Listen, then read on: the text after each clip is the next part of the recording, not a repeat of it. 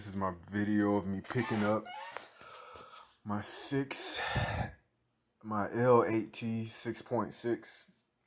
This is from a 2021 GMC for my 1970 Chevelle. This is just a picture of me unwrapping it and kind of just prepping it. This is in the back of my El Camino. I'm just trying to more or less prep it for just so the install will be a little better. I'm kind of not property but parking, just space that I can work on it kind of restricted. Here in Las Vegas, it's not many places to, in the inner city, it's not many places to work on your car. And I stay in apartments, so I'm just trying to kind of get it, just get it prepped in the back of my truck so I can install.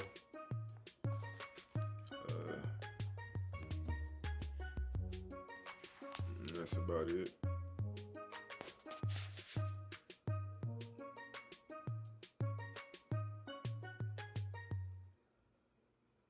This is a 6.6. It's supposed to have about 415, I think, or 420 pound-foot of torque. So I'm looking forward to using it. Right there, I'm trying to figure out, if you want to know, I believe it's 15 millimeter. So even though it's a domestic motor, those bolts are on the LT. They are millimeter bolts. They are metric bolts. So I believe it's 15 millimeter.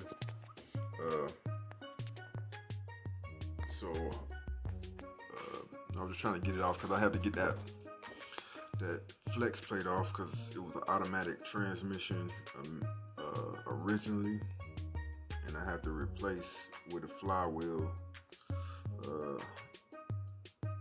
for my TKO 600. So I'm trying to mate it with a TKO 600. I got a TKO 600 off of Facebook Marketplace. So I found one. It was a pretty good deal on it. I think it was $1,500, $1,200 to $1,500. So it was a pretty good deal on TKO 600.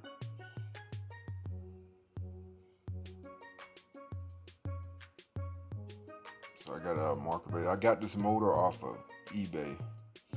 So the guy I bought it from, he was very helpful. He shipped it to a freight terminal, yellow freight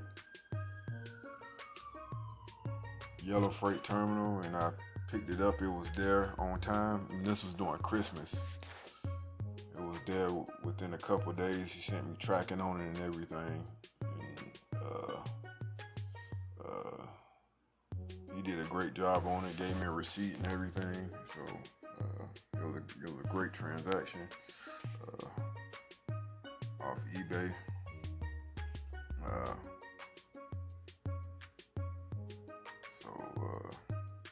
don't know if I have his contact information, but I might try to link his contact information in the description. He kind of specializes in pull motors from wrecked vehicles. Right here, I'm trying to kind of get the headers. Just the moment I kind of messed up because I should have pulled these headers off first. I left the headers on, and when I went to install it in the vehicle, they hung up on the frame on the 70 Chevelle. So if I were just a word of advice, take those headers off, because it's not going to allow you to install, at least on my vehicle, it didn't allow me to install the motor with the headers. I had the motor all the way in the car, and I had to go back, remove it, back and remove the headers while I was installing. And that was due to, you can see how I have the hoist bolted up to the headers, so I couldn't leave it hanging up in the car. I had to remove the bolts from the headers, take it all the way out the car, remove the bolts from the headers, and then reinstall it. So that was pretty much a pain. So I would suggest removing those headers first before you even attempt to install. And another problem I had is that horse I had, the chains that I'm using is for a small block. It wasn't wide enough for a LT motor. So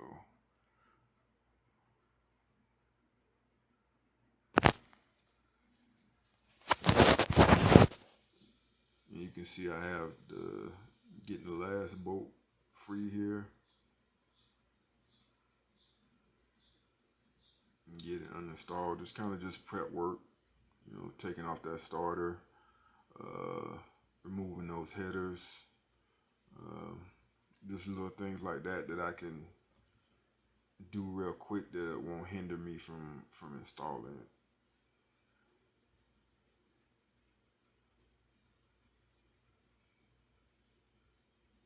So other than that, that's about it for this portion. I'll be doing another video just to press on and just show you the next part of the assembly process.